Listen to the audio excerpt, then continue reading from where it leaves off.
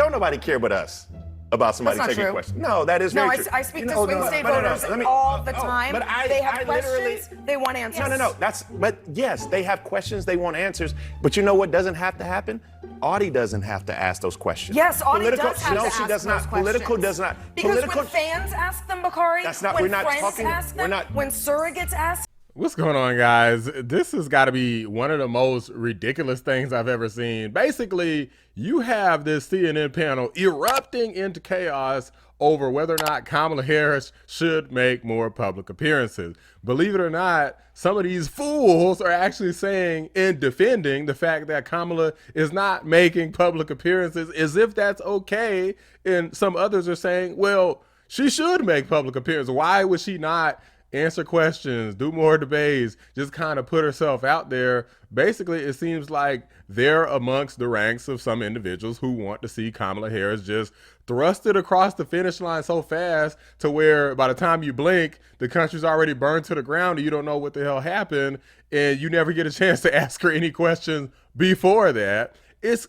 crazy and insane that people think like this, to where this would be a campaign strategy that anyone would actually promote, as opposed to a desire to pick the best candidate, so you don't have to have some weird hiding in the basement strategy. But without further ado, I'm going to show you what these guys have to say about it, because this is a pretty ridiculous conversation.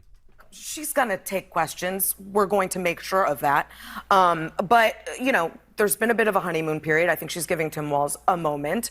But he did make that contrast, I think, really clear. The rest of it was such a waste of time and a wasted opportunity to talk policy to voters. Let me just also say this: like, don't nobody care but us about somebody taking a question. No, that is very true. I speak to swing state voters all the time. They have questions, they want answers. No. But yes, they have questions, they want answers. But you know what doesn't have to happen? Audie doesn't have to ask those questions. Yes, Audie does have to ask those questions. No, she does not. Political does not. Because when fans ask them, Bakari, when friends ask them, when surrogates ask them, they're not getting the real answer. That's why Audie needs to ask them. This is so in the Beltway. No, it really isn't. I'm telling you, Bakari, I speak to swing state voters every single day. So that you can get amazing, handsome faces on CNN like me. That's the point. That's definitely a point to pause. That's why we do a fact check. Wow, damn, not the roles. Maybe substitute teacher, but let's settle down, okay? The audience with the dial. One thing I want to say, and bring it to you, Tricia, is because you worked for Vivek Ramaswamy, I think he was very much an online candidate, right? He had such, and one of the things about I don't know. I don't think that's a compliment.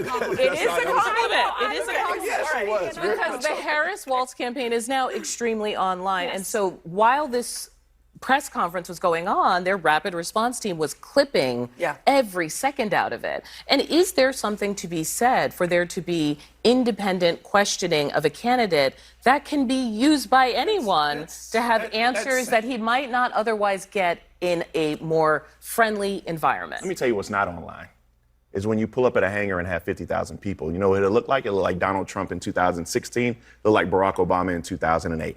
What's not online is when you show up and you have 20,000 people in Phoenix, Arizona. What's not online is when you're actually, you look at polls now. You look at every national poll. But people see the clips. These things live forever. Obviously, the NABJ interview is a good example. But what I'm just saying to you is that this campaign is not one that's just online. But Bakari, I adore you. You know that. Yeah, we rock. But you will lose, and you're not the first person to make this argument that she doesn't need to do this. It's very inside the Beltway. This is for us.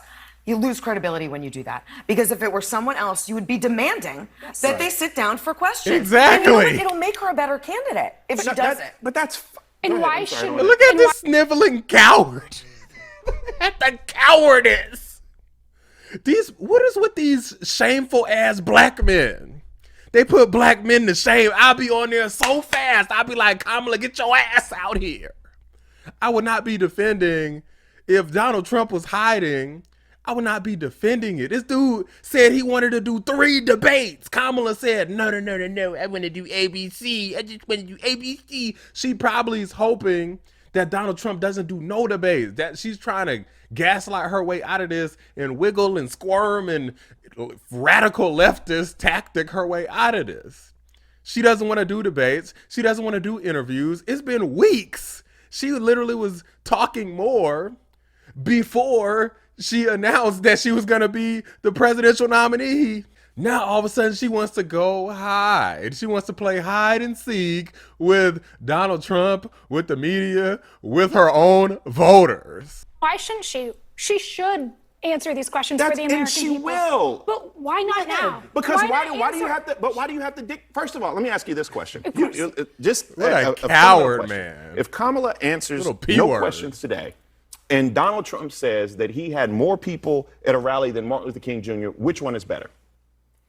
I think that is like a complete misnomer. Why? Because that's what he said today. Because it's a false choice. Because he said it today. Neither are good. Neither are good. Exactly.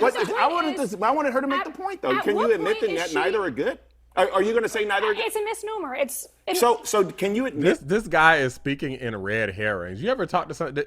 This is the stupidest thing ever. Like, this guy literally refuses to actually answer the question. Instead, he says, well, something that Donald Trump said sounded crazy. So not saying anything is better than saying something that sounds crazy.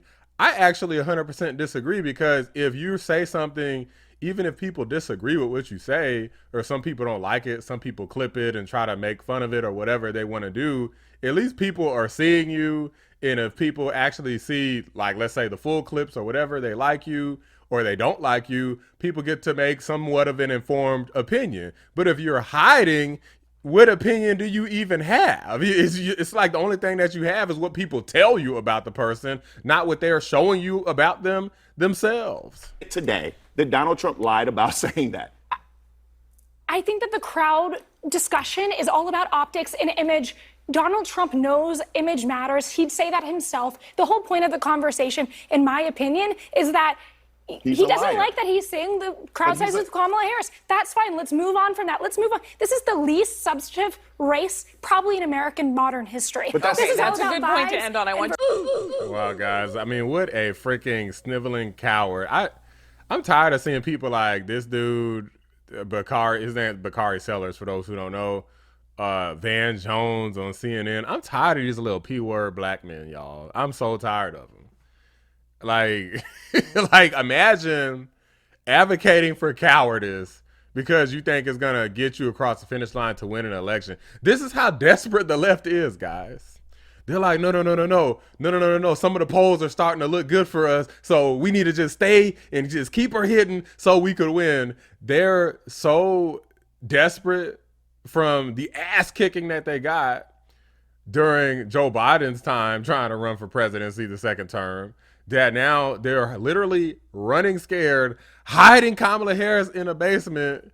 Meanwhile, you got her and Tampon Tim out here trying to dodge debates and do it, like dodging debates so freaking hard. They're looking like Neo from the Matrix, out here dodging every bullet possible, looking scared as hell, looking like petulant children, afraid, little babies, little P-words, spineless, feckless losers. They love to talk a lot of talk about Donald Trump, but when it comes to stepping up to the plate and really getting out there and facing the music, it sounded to me like Kamala Harris is the one who can't walk it like she talk it. But that's just my opinion. Let me know what you guys think. Drop a like on the video. Subscribe to the channel if you're new. I appreciate you watching the Black Anomaly Rising channel. I'm out. You're afraid. It's okay to be afraid.